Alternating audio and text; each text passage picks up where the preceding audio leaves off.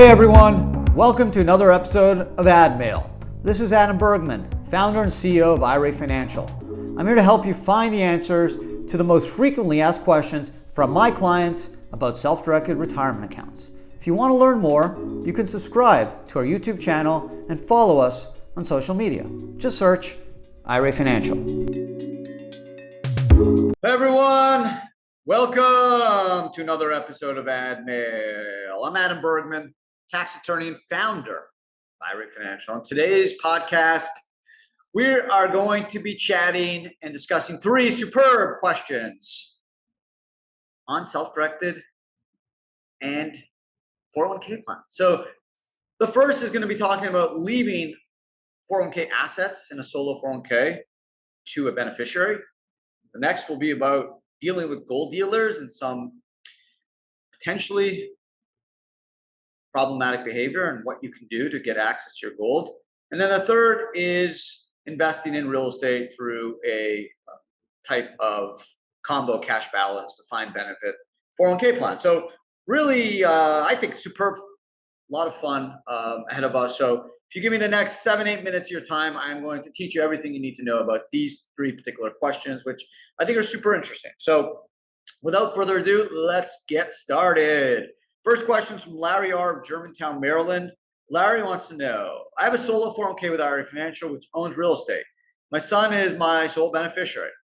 If I die, will my son have to sell the real estate or can be rolled into a self-directed IRA? So God forbid, Larry, you die, but I think, again, this is a good question to consider. We all need to be considered thinking about what's going to happen in terms of estate planning and wealth transfers, and ultimately, we're all going to die. So good question, simple answer. A solo 401k needs to be established by business.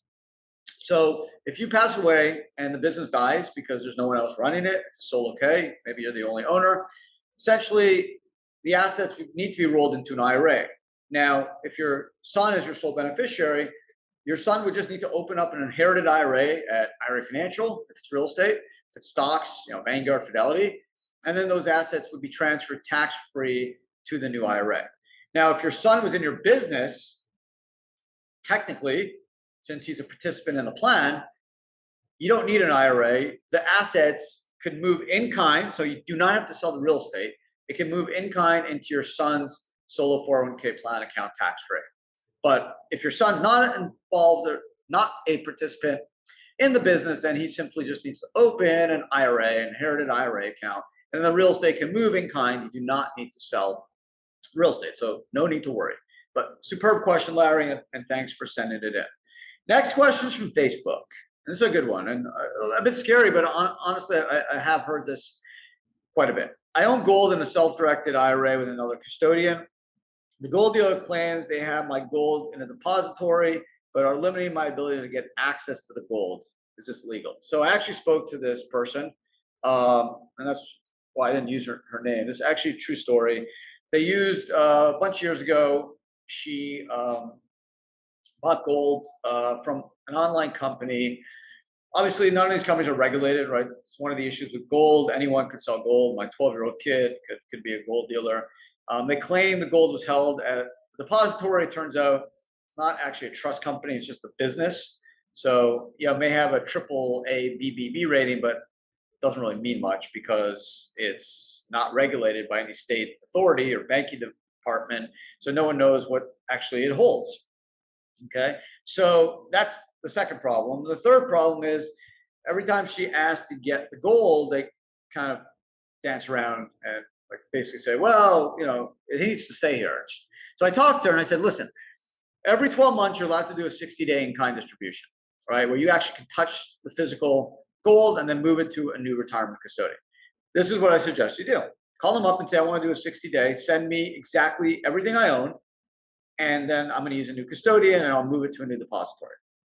And that's really, ultimately, the only way to know what you got is they send me what I got. Send me the physical assets. And now, a lot of times these gold dealers say, well, we can't do that. It's taxable. They're not right. You have 60 days, once every 12 months, to actually take possession of the asset, whether it's cash or in kind, like gold. As long as you put it back into another retirement account within 60 days, you're good to go. You're home free. So that would be the only way to know exactly what they have.